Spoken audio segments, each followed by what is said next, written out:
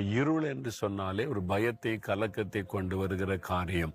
சூரியன் உதித்த உடனே அந்த சூழ்நிலைகள் மாறி ஒரு பெரிய சந்தோஷம், மகிழ்ச்சி, தைரியம் உண்டாகிறது. நீதியின் சூரியனாம் இயேசு கிறிஸ்து உங்களுடைய வாழ்க்கையில உதிக்கும் போது உங்கள் வாழ்க்கையில இருக்கிற இருள் விலகிவிடும். பாவம் ஒரு இருள்.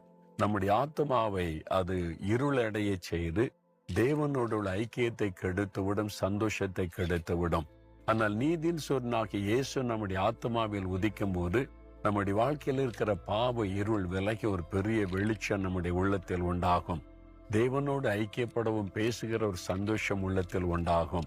அது மாத்திரமல்ல, பிசாசாகிய இருள், சாத்தான் ஒரு இருளின் சக்தி.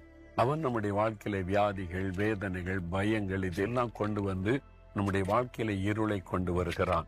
இயேசுவாகிய வெளிச்சம் உதிக்கும் போது பிசாசாகிய இருள் விலகி நம்முடைய வாழ்க்கையில் ஒரு வெளிச்சம் உண்டாகும். பயம்